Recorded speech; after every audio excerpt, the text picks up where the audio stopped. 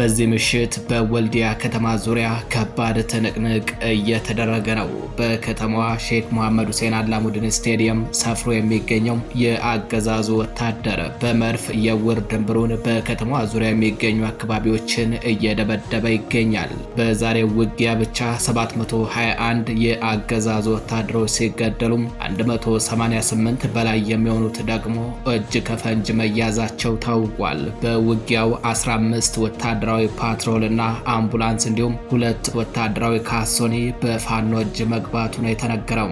ወሎ ቤርሙዳ ሆኗል። የአገዛዙ ወታደሮችን ዋጥ አድርጎ አላየሁም አልሰማሁም እያለ ነው።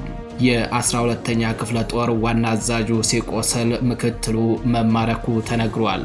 መረብ ሚዲያም ከሰዓታት በፊት በነበረው ዜና ወጃው ክፍለ ጦሯ ከጥቂት ወታደሮች በስተቀር ሙሉ በሙሉ መፍረሷን ገልጸን ነበረም።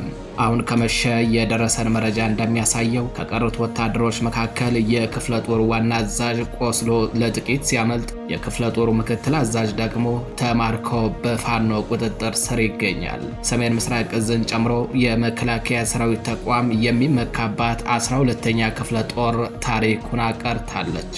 መረጃውን በዝርዝር ይዘነዋል፣ የምትሰሙ ይሆናል። በሌላኛው መረጃችን የአገዛዙ ስልጣን አስጠባቂ የሆነው መከላከያ ሰራዊቱ ከወልዲያ እስከ ውጫሌ ያሉ አካባቢዎችን ሙሉ በሙሉ ለቆ ወደ ሐይቅና ደሴ እየሸሸ መሆኑ ታውቋል። በተመሳሳይ ጥቁር አስፋልቱን ተከትሎ ከወልዲያ ጋሸና የሚገኙ አካባቢዎች ሙሉ በሙሉ በፋኖ ቁጥጥር ስር ገብተዋል። ወልዲያና ላሊበላ፣ ሐይቅና ደሴ 360 ዲግሪ በሙሽሮቻቸው ተከበዋል። ዝርዝሩን ታደምጣላችሁ። ፋኖ በምስራቅ አማራ ቀጠና እየወሰደ ባለው የተጠናከረ ወታደራዊ እርምጃ የተደናገጠው አገዛዙ ወታደራዊ ካውንስሉንና ዋና ዋና የእዝ አዛዦችን በአስቸኳይ አዲስ አበባ ሳር ቤት ከፑሽኪን አደባባይ ከፍ ብሎ በሚገኘው የብርሃኑ ጁላ ቢሮ ጠርቶ ስብሰባ መቀመጡ ተሰምቷል። የስብሰባው ዋና አጀንዳ መከላከያ ሰራዊቱ በወሎ ቀጠና ስለደረሰበት አንገት የሚያስደፋ ሽንፈት ሲሆን፣ ወታደራዊ ካውንስሉ አየር ኃይሉ ከድሮን ጀምሮ እስከ ጀትና የጦር ሄሊኮፕተር ተጠቅሞ ጥቃቱን ያስታግስ የሚል ምክረ ሀሳብ ማቅረቡን ምንጮቻችን ገልጸዋል። በዝርዝር የምንመለከተው ይሆናል። ሰላም ጤና ይስጥልኝ የተከበራችሁ አድማጭ ተመልካቾቻችን እንደምን አመሻችሁ። በዚህ ምሽት በምስራቅ አማራ ወሎ ቤት አማራ ቀጠና የተሰሙ መረጃዎችን አጠናቅረን ይዘንላችሁ ቀርበናል። በጉንፋን ምክንያት ለተፈጠረው የድምጽ ችግር ከወዲሁ ይቅርታ እየጠየቅን መረጃዎቻችን ለብዙዎች ተደራሽ እንዲሆኑ ቻናሉን ላይክ፣ ሰብስክራይብ እንዲሁም ሼር ማድረጋችሁን አትዘንጉ። ወደ መረጃዎቻችን እናልፋለን። አብራችሁን ቆዩ።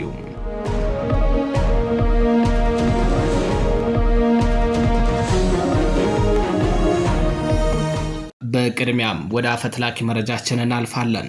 ፋናው በምስራቅ አማራ ቀጠና እየወሰደ ባለው የተጠናከረ ወታደራዊ እርምጃ የተደናገጠው አገዛዙ ወታደራዊ ካውንስሉንና ዋና ዋና የእዙ አዛዦችን በአስቸኳይ ጠርቶ ስብሰባ መቀመጡን መረብ ሚዲያም ከምንጮቹ ለማረጋገጥ ችሏል። ስብሰባው እየተካሄደ የሚገኘው በአዲስ አበባ ሳር ቤት ከፑሽኪን አደባባይ ከፍ ብሎ በሚገኘው የብርሃኑ ጁላ ቢሮ ውስጥ ነው ሲሉ ምንጮቻችን መረጃውን አደርሰውናል። የስብሰባው ዋና አጀንዳ መከላከያ ሰራዊቱ በወሎ ቀጠና ስለደረሰበት አንገት የሚያስደፋ ሽንፈት ሲሆን፣ ወታደራዊ ካውንስሉ አየር ኃይሉ ከድሮን ጀምሮ እስከ ጀትና የጦር ሄሊኮፕተር ተጠቅሞ ጥቃቱን ያስታግስ የሚል ምክረ ሀሳብ ማቅረቡንም ወታደራዊ ምንጮቻችን አክለው ገልጸዋል። ውሳኔው እስካሁን አልጸደቀም። ስብሰባው በብዙ ንትርኮችና ጣት ከመጠቋቆም እስከ መሰዳደብ ድረስ ታጅቦ ቀጥሏል ነው ያሉት ወታደራዊ ምንጮቻችን። በተያያዘ ዜና ዛሬ መስከረም 15 2018 ዓ.ም ከንጋት ጀምሮ በምስራቅ አማራ ወሎ ቤት አማራ ቀጠና በተለያዩ ግንባሮች ላይ ተከታታይ የሆነ የድሮን ቅኝት እየተካሄደ ውሏል።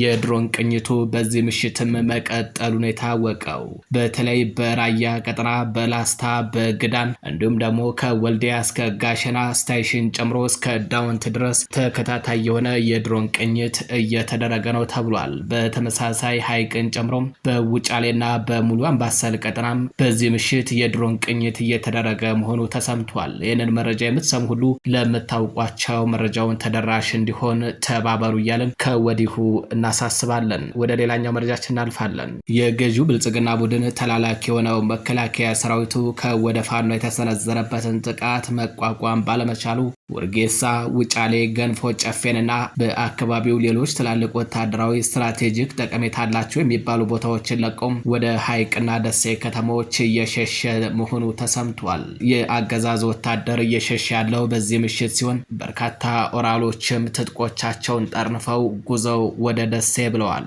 ፋኖ ደሴ መግባቱ አይቀርም። ደሴ ሲደርሱ ወዴት እንደሚሄዱ እየተከታተልን የምናደርሳችሁ ይሆናል። ከወልዲያ ደሴ ጥቁር አስፓልቱን ተከትሎ ከወልዲያ በቅርብ ርቀት በምትገኘው ሰንቦ ቀበሌን ጨምሮ ስሪንቃ፣ መርሳ፣ ውርጌሳ፣ ገንፎ ጨፌ፣ መሃል አምባ፣ ሊብሶ፣ ውጫሌና ከሐይቅ በቅርብ ርቀት እስከሚገኘው ጃሪ ተብሎ እስከሚጠራው አካባቢ በፋኖ ቁጥጥር ስር ገብቷል። ከወልዲያ ጋሸና ባለው ደግሞ ከወልዲያ በ2 እና 3 ኪሎ ሜትር ርቀት ጀምሮ የሚገኙት አላገዶ፣ አፍሪኬር፣ ቃሊም፣ ስሪንቃም፣ ሰቀላ፣ በቅሎ ማነቂያ፣ ደቦት፣ ድልብ፣ ቀበሮ ሜዳ፣ አሁን ተገኝ፣ ሐሙሲት፣ ከስታይሽ እስከ ጋሸና ምላሽ በፋኖ ቁጥጥር ስር መግባታቸው ታውቋል። ሐይቅና ደሴ፣ ወልዲያና ላሊበላ በሙሽሮቻቸው 360 ዲግሪ ተከበው እንግዶቻቸውን ሊቀበሉ በጉጉት ሽርጉድ እያሉ ነው። በወልዲያ ከተማ ዙሪያ በሚገኙ አካባቢዎች ላይ በዚህ ምሽት ከባድ ተጋድሎ እየተደረገ ይገኛል። የአገዛዙ ኃይልም በወልዲያ ከተማ ሼክ መሐመድ ሁሴን አላሙዲን ስቴዲየም ውስጥ በሚገኘውና ባጠመደው መርፉ በከተማዋ ዙሪያ የሚገኙ አካባቢዎችን እየደበደበ ቢሆንም ነገር ግን በላያቸው ላይ የሚያፏጨውን ዙ 23ና መድፍን ከመጤፍ ሳይቆጥሩ ከምሽግ ምሽግ እየተራመዱ በአገዛዙ ወታደሮች ላይ መብረቃዊ የሆነ ጥቃት እየፈጸሙ ነው። በተለይ በደቡብ ወሎ አካባቢዎች ላይ በአሁን ሰዓት ዝናብ እየዘነበ ነው። የፋኖ አባላቱም ከዝናቡ ጋር ቀላቅለው በአገዛዙ ወታደር ላይ ከባድ ጥቃት እየፈጸሙ ይገኛሉ። በወልዲያ ዙሪያ የሚገኙ አካባቢዎች ላይ የሚደረገው ውጊያም ተጠናክሮ ቀጥሏል። በተለይ ከወልዲያ በቅርብ ርቀት ቀዩ አምባ ተብሎ በሚጠራው አካባቢ ላይ በርካታ የአገዛዙ ወታደሮች ልክ እንደ ደረቀ ዛፍ ቅጠል መርገፋቸው ተሰምቷል። የአካባቢው ማህበረሰብም ለቀይ ባህር ሲጠበቅ የነበረው ወታደር ቀይ አምባ ላይ ወርቆ ቀረ በሚል እየተዘባበተና እየተሳለቀ ይገኛል። ለቀይ ባህር ሲታሰብ የነበረው የአገዛዙ ወታደር ከወልዲያ በቅርብ ርቀት ቀዩ አምባ ላይ ወድቋል። እዚህ ስፍራ የአገዛዙ ወታደሮች አስከሬን ተቆላልፎ ተነባብሮ ተከምሯል ነው ያሉት የአካባቢው ነዋሪዎች ለጣቢያችን። አይቻልም የተባለውን የብላጎ ተራራን ምሽግ የሰበረው የምስራቁ ፋኖ ወሩንና ወቅቱን ጠብቆ ዛሬም የአገዛዙ ወታደሮችን ምሽግ እየደረማመሰ ይገኛል።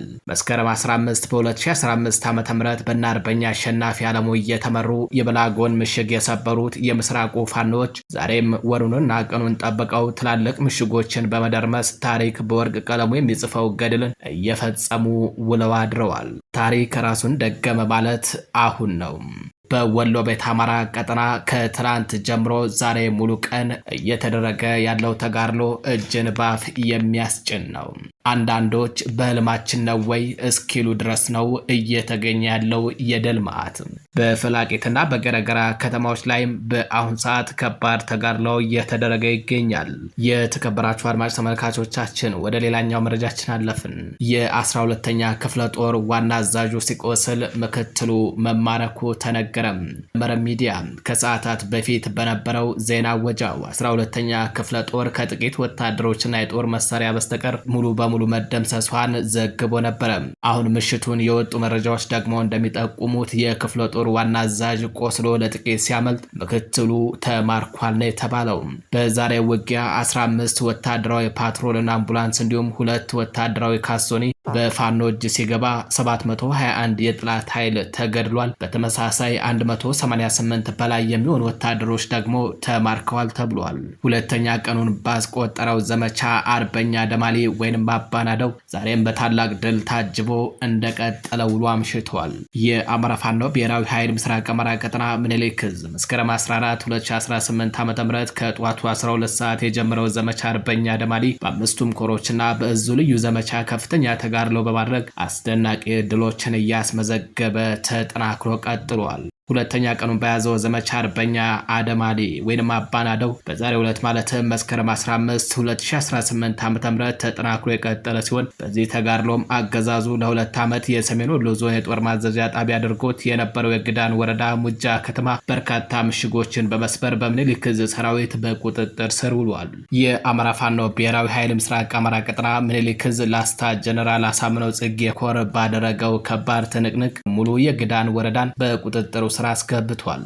እንደ ላስታ ጀነራል አሳምነው ጽጌ ኮር የተገኘው ድል 343 ጥቁር ክላሽንኮቭ መሳሪያ በዛሬው ውጊያ ሲማረክ 16 ብሬን 2 ድሽቃ 9954 የክላሽ ተተኳሽ 11500 የብሬን ተተኳሽ 7314 የድሽቃ ተተኳሽ ኮሩ ማርኮ ታጥቋል። በተጨማሪም 716 ወታደሮች በዛሬው ውጊያ ብቻ ሲገደሉ 188 ወታደሮች ደግሞ ተማርከዋል። ከተገደሉ ወታደሮች መካከል ሌተናል ኮሎኔል ዘሪሁን የሚባል ወታደራዊ አዛዥ እንደሚገኙበት ታውቋል።